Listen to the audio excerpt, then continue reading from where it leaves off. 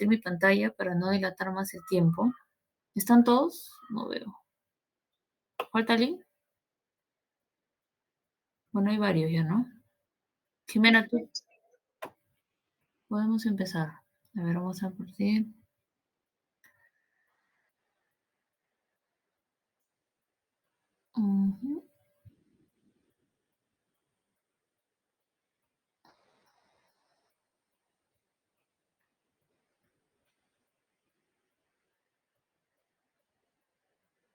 Ok.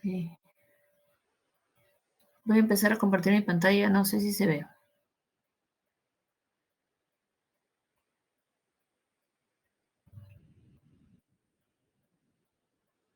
No sé, sí, la computadora está súper lenta. No creo que le entra un virus. Definitivamente algo le pasa. Ya, ahora sí. A ver, ¿ahora sí? Sí, doctora. Ya. Sí, doctora. Sí. Ya no son, como ven, no son muchas diapositivas. No sé, algo tiene mi computadora. Creo que le entra un virus. Que como también la usa mi hijito, creo que algo le ha hecho. No sé. Ya está. Listo. Ahora sí se ve, ¿verdad? Sí, doctora. Sí, doctora. Ya, listo. Muy bien, chicos. Entonces vamos a hacer lo que es el repaso de dismenorrea. Es algo rápido, cosas claves nada más. Ya les he dicho también en la parte de la teoría la diferencia entre lo que es dismenorrea primaria y secundaria, ¿ya? Básicamente, cuál es el diagnóstico o cómo llegamos al diagnóstico de esta patología es clínico, ¿no?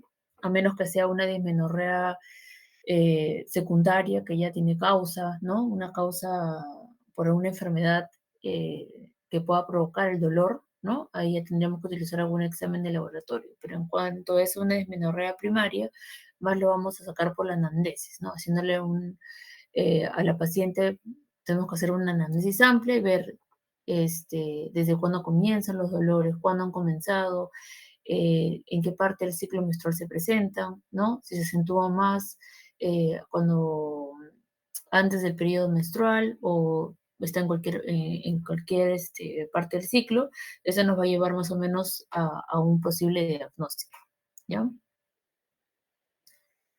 Ahora ya está. Entonces vamos a ir a algunas preguntas para ya enfocarnos en el tema. Dice así, una paciente tiene 23 años, soltera, estudiante, sin antecedentes patológicos, acude a la consulta por dolor pélvico tipo cólico de 2 días de evolución, que se agudizó al momento de iniciar la menstruación. 23 años.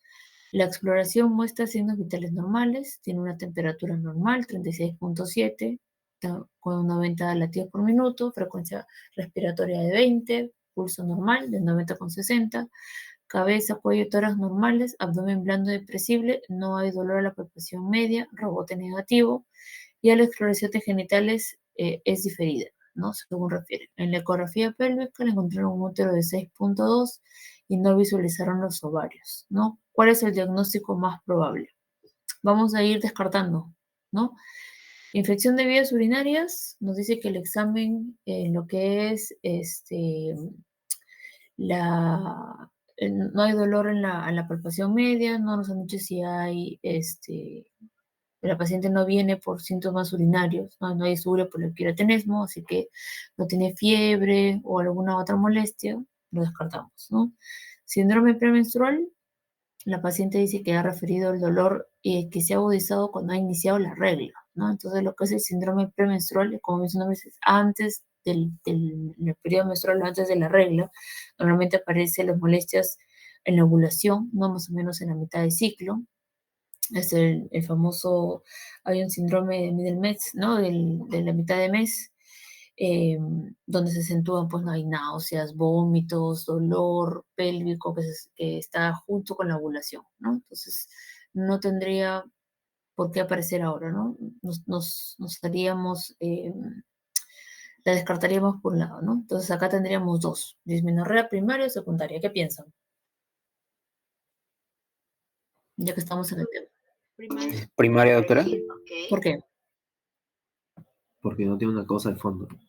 Muy bien, no tiene una causa de fondo, ¿no? No dice que no tiene antecedentes patológicos, es una paciente que todavía tiene 23 años, ya sabemos que las dismenorreas secundarias aparecen en pacientes mucho mayores, ¿no? 35, de 30 a 35 años, y probablemente por una causa, ¿no? Acá en el examen físico no han encontrado mayor cosa, y en la ecografía tampoco han encontrado un útero grande, ¿no? No han visualizado quistes o algo en los ovarios. Si le han hecho una pélvica, probablemente le han hecho los genitales diferidos porque tal vez no ha iniciado relaciones sexuales, ¿no? Solo podemos suponer, ¿no? Porque acá nos paran diciendo soltera, soltera cada rato, entonces se puede suponer esto. Entonces, para ver entre los dos, la que sería la más correcta sería la dismenorrea primaria, ¿no? Entonces, primero tenemos que ver qué es dismenorrea, ¿no? Dismenorrea, ¿no? Viene del latín dismenroi, ¿no? Dificultad en la menstruación o dificultad en el flujo menstrual.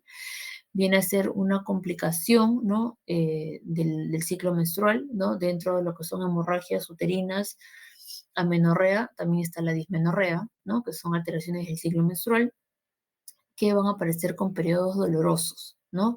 Vamos a tener que diferenciar en lo que es la dismenorrea primaria y secundaria por la época en la que aparece y si tiene o no causa de fondo, ¿no? Ya sabemos que la dismenorrea secundaria va a tener causa de fondo. Entonces, acá sí acuérdense que la dismenorrea primaria, los dolores van a ser tipo espasmódicos, tipo cólico, ¿ya? En cambio, en la dismenorrea secundaria va a ser más tipo congestivo y no van a aparecer necesariamente con la menstruación o la descarga. Entonces, eh,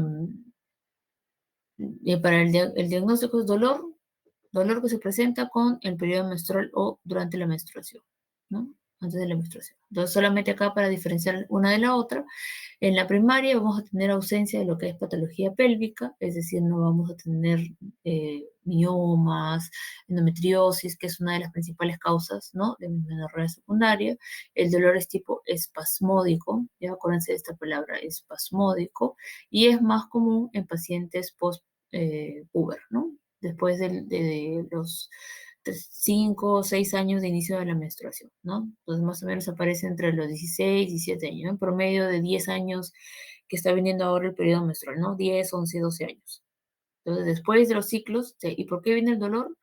Por los ciclos ovulatorios, ¿no? Por los ciclos ovulatorios en lo que es la dismenorrea primaria. Y en la dismenorrea secundaria viene a ser por una enfermedad, ¿ya? Una enfermedad que una de las principales causas de dismenorrea secundaria es la endometriosis, ¿ya? Acuérdense, la endometriosis, seguida de otros, como nematosis uterina, puede haber una infección, una enfermedad pélvica crónica por una epicrónica, una eh, infección pélvica crónica, ¿ya? Que puede producir pues este tipo de molestias, ¿no? Acá el dolor va a ser más de tipo congestivo y va a aparecer en pacientes mayores, ¿no? No cerca de la ovulación, sino ya en pacientes mayores, de 30 a 45 años. Entonces, solamente para recordar, nada más es un recordaris, en lo que es la etiología de la esmenorrea primaria, porque ya sabemos que la secundaria tiene una causa, es acá porque hay una disminución de la progesterona, ¿no? ¿Se acuerdan que les presenté en un cuadro en la teoría, ¿no? La disminución de la progesterona en fase lútea va a hacer que se libere o haya un aumento de las prostaglandinas a predominio de la F2, de la FE, de la E2, ¿no? La principal es la F2, que es la que produce más vasoconstricción, ¿no? En cambio, la E produce las dos, vasodilatación y vasoconstricción. Entonces, aquí se va a activar todo lo que es el ciclo de la ciclooxigenasa, ¿no? En lo que es las prostaglandinas, pero también va a haber aumento de lo que son los leucotrienos, que también hemos visto el leucotrieno 4, ¿no?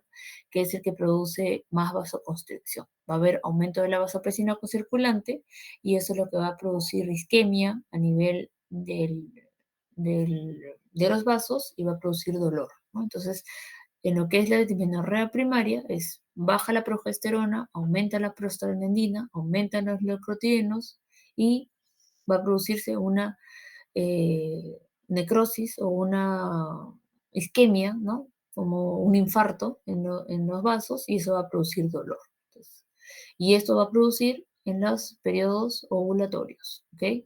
Es por eso que les duele a las pacientes. Si no hay ovulación, no hay dolor. Y ahí vamos a ir a nuestro tratamiento. Entonces, ¿qué va a producir la prostaglandina en el útero? Va a producir cambios en lo que es la movilidad del útero, ¿no? Nos va a aumentar la frecuencia de las contracciones, ya les he comentado esto en la parte de la teoría también, va a producir arritmias o peristalmis o las disritmias, ¿no? Que se mueve de forma igualito con el trabajo de parto que parecen contracciones ectópicas, igualito aparece en lo que es la dismenorrea, ¿no? Va a haber aumento del tono, normalmente el reposo debe ser menos de 10, acá está mayor de 10, y la fuerza de la contractibilidad puede llegar hasta 120, ¿no? Como si fuera una contracción de parto. Y es por eso que el dolor, ¿no? Y también va a depender de la tolerancia al dolor de cada paciente. Eso también les había comentado. En cuanto a los cambios vasculares, va a haber bastante vasoconstricción, disminuye lo que es el flujo o la impresión en el miometrio, va a haber isquemia uterina, que se llama como angina uterina, y eso es lo que le va a producir dolor a las pacientes, ¿no? Y ahí también vamos a ir a nuestro tratamiento. Entonces, todo que sabemos la parte de la fisiopatología, vamos a poder ir a dar nuestro tratamiento, manejo en lo que es dismenorrea primaria. Y a nivel neurosensorial, va a haber mayor sensibilidad de las fibras nociceptivas a los productos de la muerte celular, causando pues que haya de nuevo una isquemia, ¿no? Entonces, todo está correlacionado y todo lo que causa el déficit de progesterona, ¿no? Entonces, solamente acá no se ve muy bien lo que son algunas de las causas que también les he presentado en la teoría de lo que es dismenorrea secundaria. La principal es de endometriosis, ¿ya? Acuérdense, la principal causa de dolor pélvico crónico y de dismenorrea secundaria es la endometriosis. Los quistes ováricos también es una de las causas, otro tipo de tumores, no solamente cistadenomas o quistes dermoides, también los miomas uterinos, ¿no? Sobre todo si se calcifican, ¿no? O hay una degeneración en este tipo de miomas, dependiendo de la edad de la paciente también, ¿sí? ¿Alguien me está preguntando algo? No puedo ver quién es porque estoy compartiendo pantalla. No, doctora. ¿No? Esto no sonó algo. Ya bueno. La enfermedad pélvica inflamatoria, que también es una de las causas, ¿ya? Pero acá tenemos que tener, ya hemos visto en la parte de la teoría, que la enfermedad pélvica inflamatoria es una enfermedad provocada por una enfermedad de transmisión sexual, ¿no? Gonorrea, clamidia, vaginosis bacteriana son las principales agentes, ¿no? Y de estos agentes hay que ir para el tratamiento, ¿no? La que produce más sintomatología hasta dolor en lo que es hipocondrio derecho viene a ser la clamidia porque produce el síndrome de Firth-Curtis, ¿no? Que son las adherencias perihepáticas. Acuérdense de eso también. ¿Ya? Lo que es los dispositivos intrauterinos, si están desplazados, pues van a causar dolor, van a causar que el útero se contraiga porque hay algo ahí que está mal puesto y está descendiendo, entonces va a estimular y va a comenzar a doler el útero. La adenomiosis es otra de las causas también frecuentes, ¿no? Endometriosis, le decía adenomiosis. La adenomiosis es una patología como si fuera una endometriosis, pero dentro del miometrio, mejor dicho, que hace que el útero todo esté grande, ¿no? Normalmente un útero en edad fértil está entre 6 y 7 centímetros promedio, ¿no? Promedio. Con la adenomiosis el útero puede llegar hasta 10, 12 centímetros sin tener miomas, ¿no? Todo el útero está grande. ¿Y qué va a generar en esta paciente? Congestión, ¿no? Ya les he mostrado también en la parte de la teoría la foto de cómo se ve la adenomiosis, ¿no? Se ven como vasos que están como algo congestivo, como si fuera un útero varicoso, ¿no? Con varices. Y eso causa también, pues, dolor y infertilidad, ¿no? En algunas pacientes. Complicaciones quirúrgicas, ¿no? Sobre todo si hay adherencias, si por ahí la paciente tenía un cono y se le cerró el cuello, obviamente no va a salir la menstruación y va a tener dolor, ¿no? Va a tener dolor, o si tiene obstrucción congénita, ¿no? Pero que estos son poco frecuentes y la paciente de repente tendría otra sintomatología aparte, ¿no? Está dentro de las causas de dismenorrea secundaria, pero también podría haber acá amenorrea primaria, ¿no? Si tiene un tabique vaginal o si tiene un himen perforado, etcétera, podría provocar también dolor por la congestión. ¿no? Estos dolores son de tipo congestivo, acuérdense. Entonces, solamente para diferenciar una de la otra, le da inicio en la primaria, es en pacientes jóvenes, en la secundaria son pacientes mayores, la relación con la menarquia es aproximadamente al año, a los 2 años del inicio de la menstruación, en cambio a la secundaria es tardía, ¿no? Acá el dolor abdominal puede durar hasta 72 horas y se irradia hacia la zona lumbar, ¿ya? Alguna de las chicas alguna vez hemos tenido pues dolor con la menstruación, está dentro de lo normal porque el útero igual, por más que no tengamos ninguna patología, se va a contraer, ¿no? Va a producir su peristalsis y va a doler, sobre todo en el segundo día de menstruación, que es el día de mayor descarga. Pero la dismenorrea es un dolor que es mucho más intenso y que ya puede alterar tu calidad de vida, ¿no? Hay pacientes que ni siquiera van al colegio, sobre todo en pacientes adolescentes, porque les viene el periodo menstrual y les duele mucho y están en su cama echadas, ¿no? Entonces va desde lo mínimo hasta lo más, ya para decir que es una enfermedad o una patología, cuando ya te altera la calidad de vida, ¿ok? Aquí sí no va a tener dolor intermenstrual, ¿no? A diferencia de la secundaria, que no hay cambios en lo que es la localización, frecuencia o la intensidad, no puede haber dolor intermenstrual también y obviamente va a depender de la patología que tiene la paciente, ¿no? Entonces, y el momento en el ciclo en que está también, porque a veces las enfermedades pélvicas inflamatorias pueden producir dolor o sangrado intermenstrual, estamos confundiéndolo con otros tipos de patologías. ¿Ok? Las miomas también, ¿no? Dependiendo si usa no anticonceptivos o si usa o no de repente el dispositivo intrauterino, todo se ve en la anamnesis de la paciente. En cuanto a las enfermedades ginecológicas, en la dismenorrea primaria, pues ya sabemos que no la vamos a encontrar, en la secundaria sí. Sangrado, no tiene por qué alterarse el sangrado porque no estamos hablando de una patología de hemorragia. Entonces, en la dismenorrea primaria no tendría por qué haber alteraciones. En cambio, en la secundaria sí, porque puede haber miomas, puede haber adenomiosis, o de repente quistes ováricos que pueden producir una hemorragia anormal. En cuanto a los síntomas generales, acuérdense que en la dismenorrea primaria siempre o son frecuentes asociar que la paciente refiere a que tiene náuseas, vómito, dolor de cabeza, diarrea, ¿no? Sobre todo cuando se intensifica el flujo. En cambio, en la dismenorrea secundaria son menos frecuentes estos síntomas generales, más predominan los síntomas ginecológicos, ¿ya? Dispareunia, sangrado intramenstrual, sangrado postcoital, aumento del flujo menstrual, no aumento del tiempo del flujo menstrual, menorragia, ¿no? O sangrado anormal abundante, ¿no? Que es la nueva terminología ahora. En lo que es la actividad sexual, la dismenorrea primaria no tendría por qué haber alguna alteración, en la secundaria sí puede producir dispareunia, ¿no? Dependiendo de la patología, obviamente. En lo que es la exploración física, como en el caso que hemos visto, va a estar normal, ¿no? Obviamente el tacto vaginal no lo vamos a hacer a discreción a todas las pacientes, si bien está dentro de lo que es el examen ginecológico, solamente se va a hacer en algunas pacientes si es que lo necesita o si es que requiere para ampliar nuestro estudio, sobre todo en pacientes que tienen problemas de cervix, ¿ok? Para ver si es tomar los parametrios o para descartar la endometriosis profunda. Pero no es que a todas las pacientes que vayan al consultorio les terminemos haciendo tacto rectal. Entonces, solamente para descartar ciertas patologías. Y en cuanto a la respuesta a los antiinflamatorios, obviamente por la fisiopatología, la dismenorrea primaria va a tener muy buena respuesta el hecho de bloquear, ¿no? El eje de prostaglandinas, ¿no? De la ciclooxigenasa, porque está dentro de la fisiopatología de eso, ¿no? Y obviamente anular la ovulación.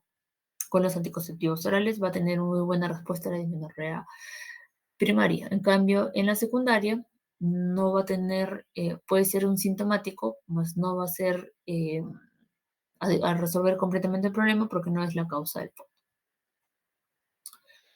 En cuanto a las características, ya les había dicho que puede ser leve, moderada o incapacitante, ¿no? Leve cuando el dolor solamente está un día. Acá no lo han visto de acuerdo a la escala de dolor, sino a los días que dura. Ya acuérdense de eso.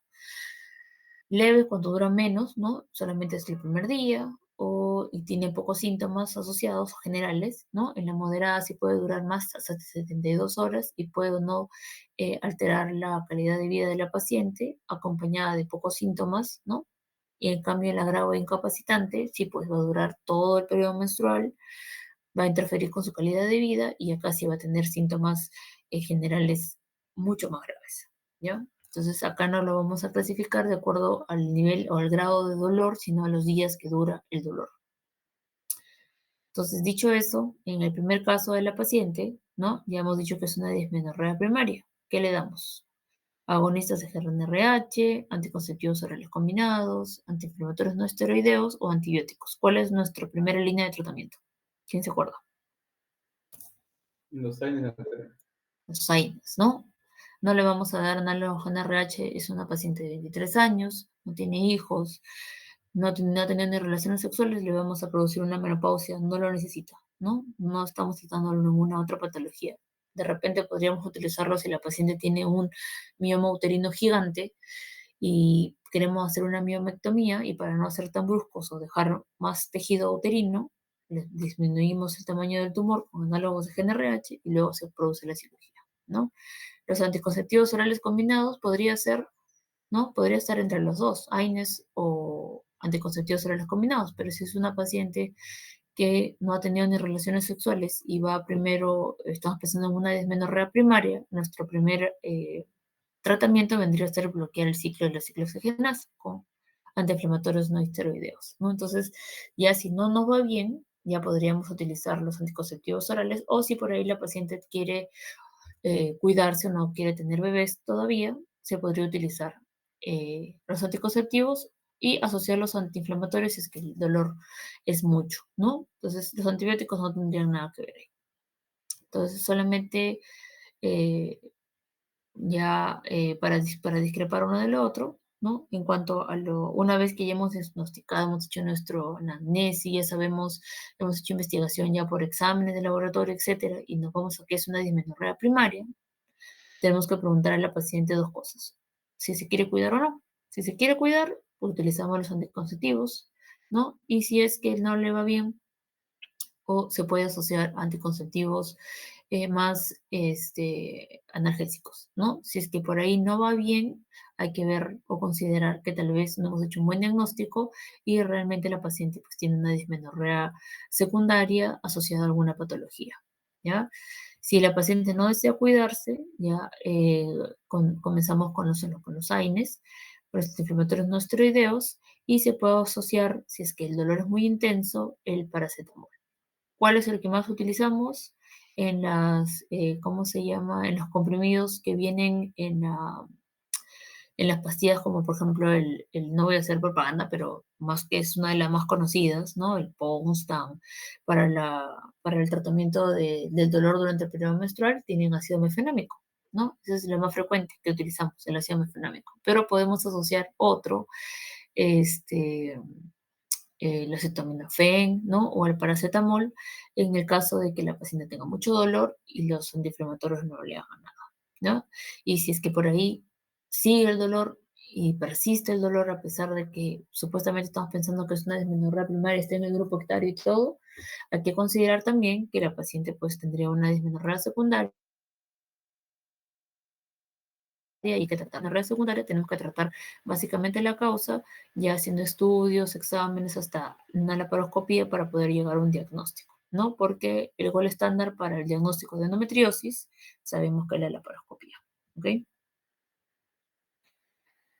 En lo que es los antiinflamatorios, para el tratamiento de la dismenorrea, ya les he adelantado un poco, ¿no? Pero en lo que más utilizamos, o los que vienen más, o los más comerciales, es en el ácido mefenámico, ¿ya? Que se usa, dependiendo del peso de la paciente también, ¿ya? Porque a veces hay gorditas que a veces no le hacen nada, utilizar solamente una sola pastilla, ¿no? Viene de 500, pero se puede dar un tratamiento continuo para evitar, pues, los problemas gastrolesivos, de repente dividirlo en dosis de 250 cada 6 horas. Otro que utilizamos, ¿no? Es el ibuprofeno, que también nos va bien, o el naproxeno, ya Si es que el dolor le va muy intenso, ya lo podemos asociar tal vez a otro tipo de, o combinar dos tipos de analgésicos de AINES, ¿no? Siempre y siempre protegiendo o sea, si hay problemas gastrolesivos, si la paciente tenía gastritis, pues obviamente le va a aumentar, ¿no? Que va a tomar los antiinflamatorios con comida, tiene que tomarlo con comida o con su protector gástrico, como omeprazol o ranitidina, ¿no? Eso hay que ver. O se asocia, en tal caso, si es que no va bien, a paracetamol, ¿no? Para poder ayudar un poco a disminuir el problema. A veces no va bien, ¿ah? Y hay pacientes que utilizan hasta tramadol para el dolor, ¿no? Solamente para el dolor. Sabemos que no le va a hacer nada porque no va a bloquear el canal de la ciclooxigenasa, ¿no? Para eso están, para disminuir las prostaglandinas, pero bastante pacientes pues refieren que el dolor es muy intenso, que no les hace realmente nada. O ya se vuelven, como decir así, chabacanamente caseritas a los analgésicos porque no se van a hacer un chequeo realmente y ya hacen como una dosis tope, ¿no? Y se hacen resistentes a los medicamentos, ya no les funciona, ¿no? Ya no les funciona ni siquiera ya esa intramuscular. Entonces no hay que automedicarnos.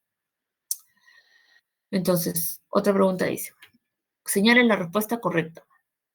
Con el término dismenorrea nos referimos a los dolores que aparecen a nivel pélvico en las mujeres desde el inicio de la menstruación.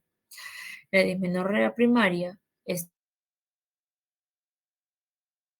presente desde los primeros ciclos y suele ir progresando en intensidad a lo largo de los años. En adolescentes, la causa más frecuente es la dismenorrea de la endometriosis.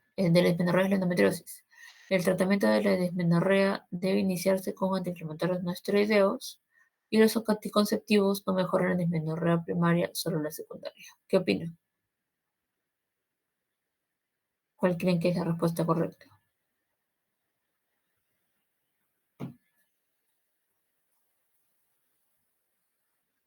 ¿Se me escucha?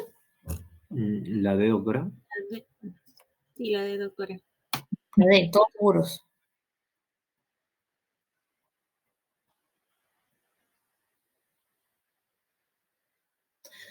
Vamos para ir discrepando cada una, ¿no? Entonces acá dice, la A es falsa, ¿por qué? Porque aparece desde el inicio de la menstruación, ¿no? Ya hemos visto que la dismenorrea, si es dismenorrea primaria, aparece de 6 meses a 1 año hasta 2 años después de la menstruación, porque los primeros ciclos de las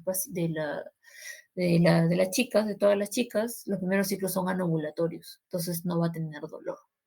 Después ya van a comenzar a ovular y eso es lo que le va a producir dolor, entonces por eso sería falsa.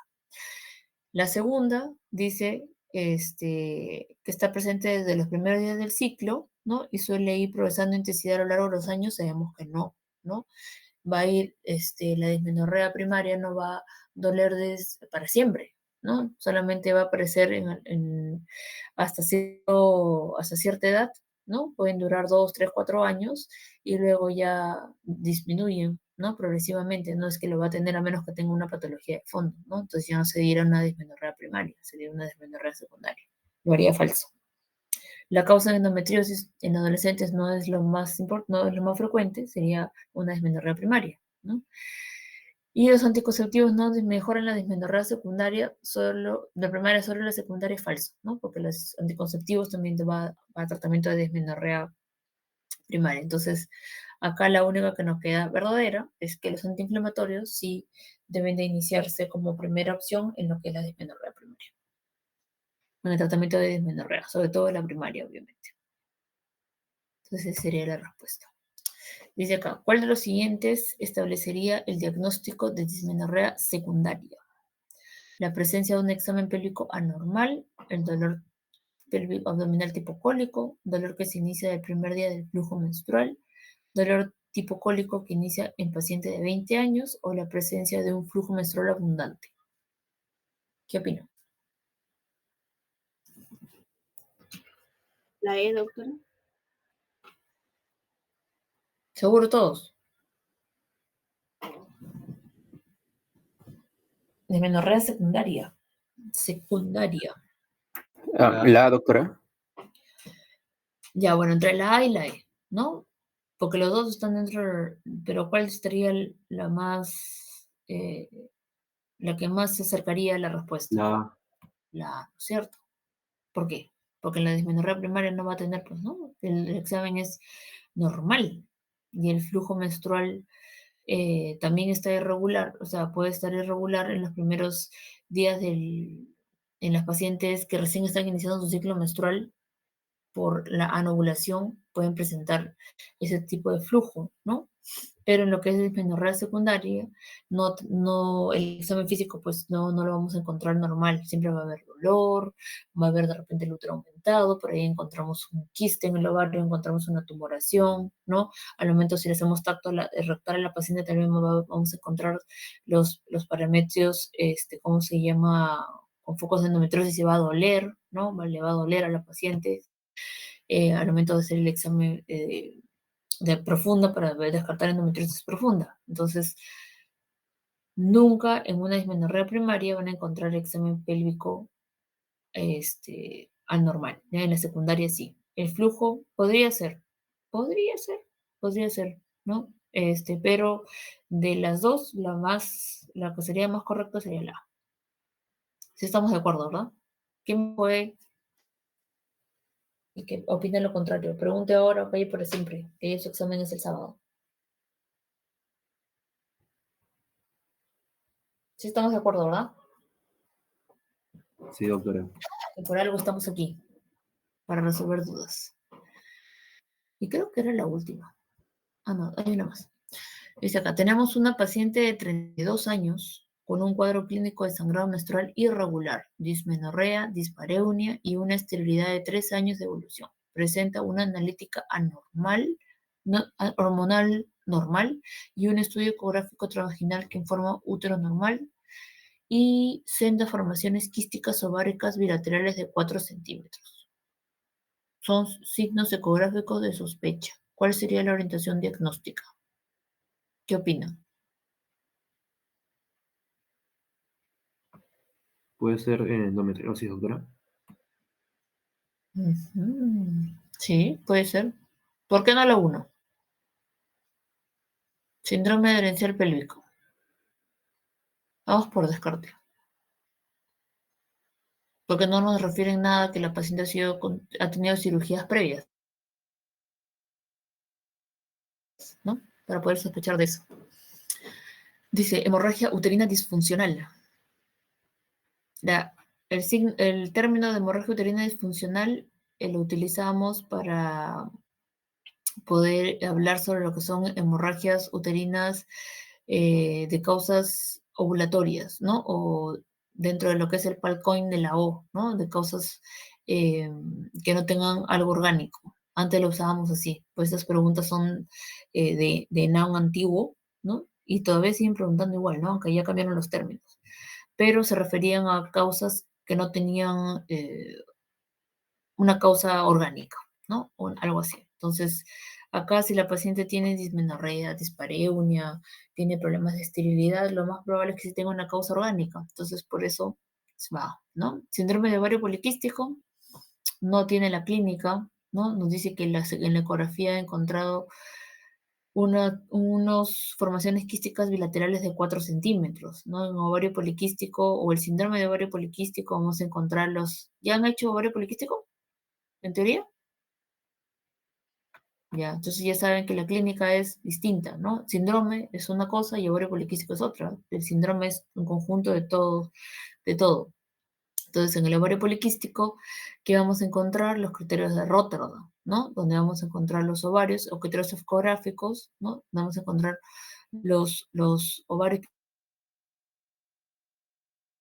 que puede ser unio bilateral, con formaciones, entre comillas, quísticas, porque sabemos que son folículos, ¿no? Que van de 2 a 10 milímetros, que pueden ser más de 12, con un volumen ovárico mayor de 10, ¿no? Esa es según los criterios de Rotterdam que tendremos que encontrar así, ¿no? Que puede ser en uno o puede estar en los dos. No tiene la característica según la ecografía. Y el quiste dermoide, ¿ya? El quiste dermoide bilateral no está en la edad, ¿no? Sabemos que los quistes dermoides aparecen, todavía no han hecho la parte de ovario, pero los quistes dermoides aparecen en pacientes jóvenes, ¿ya? y sobre todo si nos ponen así bilaterales, podríamos sospechar también tal vez de un teratoma, ¿no? O de un disgerminoma que aparece en pacientes adolescentes y no está en el grupo etario porque tiene 32 años. Estarían ya más los quistes de cordones sexuales, ¿no? O en este caso, endometriosis, ¿no? Que es lo que más probable tenga esta paciente, ¿no? La endometriosis, que está dentro de lo que estamos hablando en el tema, ¿no? De dolor pélvico, dismenorrea secundaria, vienen así las pacientes, ¿no? Con dolor y esterilidad. Y probablemente en este caso la paciente no ha ido más que por el sangrado por dolor, por la esterilidad, que nos especifican ahí que tiene 3 años de evolución. Tal vez ha estado buscando embarazarse y no ha podido, ¿no? Porque la endometriosis produce adherencias de las fibras hacia el útero, ¿no? Y esos quistes probablemente que nos están diciendo o nos están comentando ahí sean quistes endometriósicos, ¿no? Estos quistes de chocolate que producen pues adherencias y alteraciones en la anatomía, ¿no? Sí, he operado pacientes así, de esa edad, que a veces terminamos sacándole las trompas o los ovarios porque están tan tomados que mejor los sacamos y hacemos una fertilización in vitro para evitar que haya mayores complicaciones, ¿no? Entonces, el que me respondió endometriosis está dentro de lo correcto. Muy bien. Y creo que ese era la última. Que el tema generalmente no era muy largo. Creo que sí. Pues, muy bien, chicos. ¿Preguntas? Doctora, una consulta. Dime. En el caso del uso de dismenorrea primaria para la toma de anticonceptivos combinados, ¿qué tipo de anticonceptivos combinados sería más recomendable? En combinados hay varios, ¿no? Nosotros iniciamos con tratamiento de baja dosis, ¿no? Dependiendo realmente la edad de la paciente, ¿no? Yo soy enemiga de comenzar, y bueno, y los libros también dicen que no debemos comenzar anticonceptivos combinados en pacientes adolescentes si es que no lo requieren, ¿no? Igual en lo que es ovario poliquístico, ¿no? Que ahora lo disparan los anticonceptivos como si nada. ¿Por qué? Porque tiene sus complicaciones y ustedes ya han visto y han hecho métodos anticonceptivos que tienen complicaciones el uso de estrógeno eh, a largo tiempo, ¿no? Son hormonas sintéticas. Entonces, acá nosotros utilizamos de baja dosis, ¿no? Baja dosis acá se refiere al estrógeno de baja dosis, ¿no? Podemos utilizar de 15, de 20, de 25, de 30 o de 35. Entonces comenzamos con lo más bajo, ¿no? 15. Con, obviamente, un progestágeno para que haya una regla, ¿no? Para que la paciente arregle y se provoque la, la anovulación, que es el método que hacen los anticonceptivos orales, ¿no? Inhiben la ovulación y por ende va a inhibir el dolor en estas pacientes. Y se va subiendo la dosis de acuerdo a lo que la paciente o cómo vaya en el cuadro, ¿no? Hay, por ejemplo, para ciclar, ¿no? Hay uno que antes no, ya creo que salió del mercado, que sería el Ciclamid 15, que era 15, como su nombre dice, 15 de etinidestradiol, y luego venía el Ciclomed 20, de ahí ahora los que son los más comerciales utilizamos de 25 y 30, ¿no? Por ejemplo, para pacientes con ovario poliquístico es distinto, ¿no? Ahí tenemos que utilizar alta dosis para romper esos folículos. Ahí utilizamos de 35, el Diane, el Yasmin, el Yasminic, ¿no? Ahí hay varios. Marcas hay un montón, pero más o menos que tengan esa concentración. Y ya para otras patologías se utiliza otro tipo de estrógeno, ¿no? Lo más común es utilizar el estradiol, pero ahí tenemos el estradiol, si queremos de repente tratar estradiol con dianogés para problemas de endometriosis y eso poco a poco se va a ir yendo con cada patología. Entonces, para comenzar un anticonceptivo no es, es como la terapia de reemplazo hormonal, es para cada paciente, es distinto, es por eso que requiere un análisis previo de un médico. No es lo mismo que le toma a mi amiga, no me va a hacer a mí. Puede ser que me caiga mal, puede ser que no me vaya bien, puede ser que me embarace tomando las pastillas igual, ¿no? Porque no las sé tomar o no me he evaluado previamente. Entonces, para esta patología es mejor pasar, no hay una dosis exacta, ¿no? Siempre se inicia con baja dosis y se va aumentando de acuerdo a lo que requiere el paciente. ¿Sí me entienden? Sí, doctora. Sí, doctora, gracias. Muy bien. ¿Alguna otra pregunta? Doctora, una consulta. En el tratamiento ambulatorio de EPI, Usted había comentado que es ceftriaxona más doxiciclina más metronidazol, ¿no? Que va a cubrir tanto gonorrea, clamidia y vaginosis. Así es. Pero en la clase de ITU que nos han dado, cambian la ceftriaxona por el ciprofloxacino. ¿Se puede usar cualquiera de las dos? Ciprofloxacino como monodosis. Ah, como monodosis. Pregunto, ¿así les han dicho? No, ciprofloxacino más metronidazol y más doxil. Claro, es otro esquema, pero el Ah, ciprofloxacino lo dan como monodosis. Le ah, pueden dar 1 gramo 500, ¿no? O sea, lo cambian, pues. Lo que tú quieres cubrir con la ceftriaxona, ¿tú qué estás cubriendo? Gonorrea, ¿no es cierto? Entonces, si por ahí es alérgico a la penicilina o a la ceftriaxona, le puedes dar ciprofloxacino o acitromicina. También va a cubrir, ¿no? La clamidia, la cubrimos con la doxiciclina, pero también nos va a cubrir la citromicina. Y para el metronidazol lo damos para la vaginosis bacteriana, ¿no? Siempre tratamiento por 14 días. Entonces, ustedes tienen que ir a tratar la enfermedad pélvica inflamatoria para esos 3 tipos de agentes: gonorrea, clamidia y vaginosis bacteriana. Por eso es un tratamiento sindrómico, ¿no? Es así. Entonces, si el paciente o la paciente es alérgica a la ceftriaxona o la penicilina, le cambias, ¿no? Le puedes utilizar ciprofloxacino, puedes utilizar acitromicina, puedes utilizar hasta clindamicina, ¿no? Entonces vas cambiando los esquemas. Hay varios esquemas, hay un montón. Pero el que nos dice nuestro protocolo es iniciar con ceftriaxona, 250 miligramos intramuscular, dosis única, con doxiciclina de 100 cada 12 por 14 días y el metronidazol de 500 cada 12 por 14 días. Eso es lo que nos dice la guía, ¿no? De ahí que haya variantes, sí, puede variar de acuerdo a cada paciente, porque no a todos les va bien. De repente la paciente ya recibió ceftriaxona y ahora hay que cambiarle o rotarle o dejarle tal vez la ceftriaxona no en monodosis, sino de repente por 7 días, ya como una enfermedad pélvica ya como que recurrente, ¿no? Como que ya no ha ido bien a la primera, optamos por eso. Y si no va bien y ya hay mucha recurrencia, ya no va a ser tratamiento ambulatorio, sino la paciente ya va a tener que ir de repente a hospitalizarse un par de días, a dar el tratamiento endovenoso y luego ya seguir con el tratamiento este, ambulatorio, ¿no?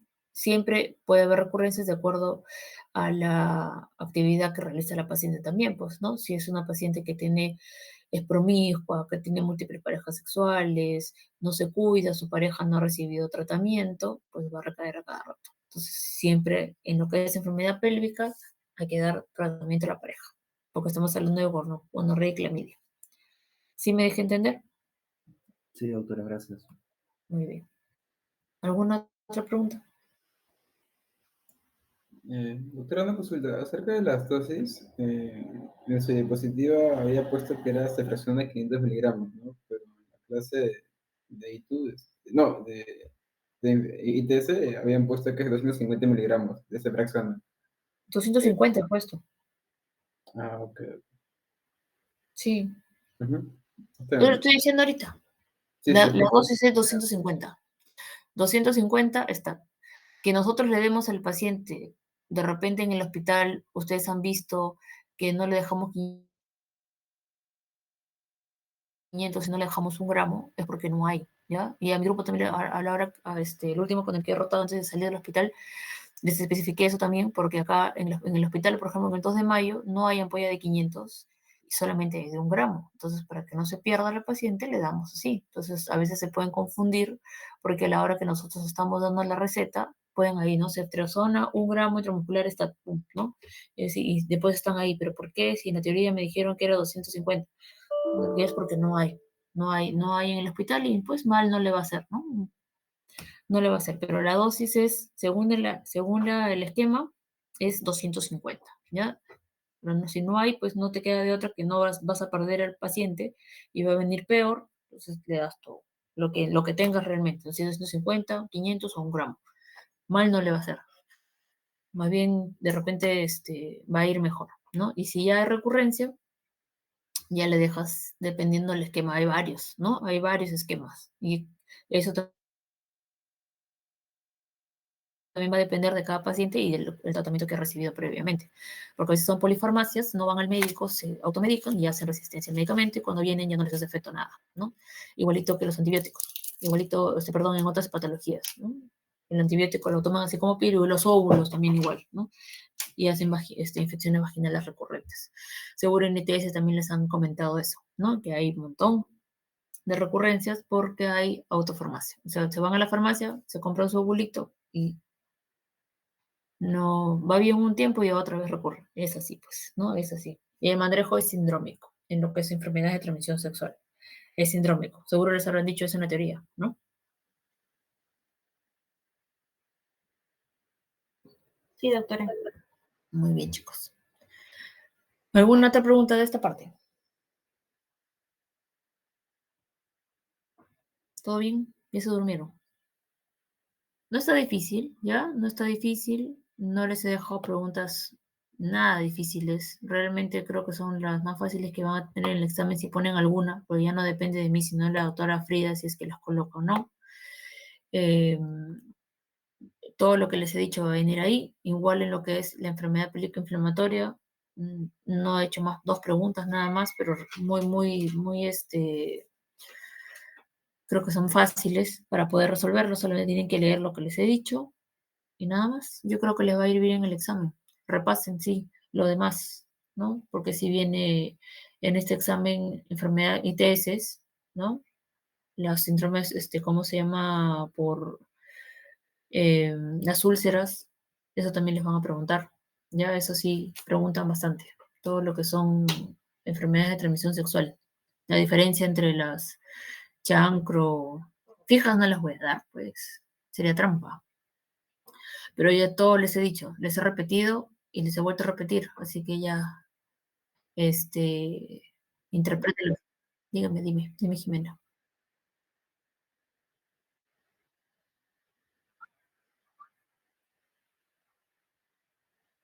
Y si te ponen, que la paciente es alérgico a la penicilina, o sea, con tal que te aprendas uno que sea alternativo, está bien, pues, ¿no? Igual el tratamiento en enfermedad pélvica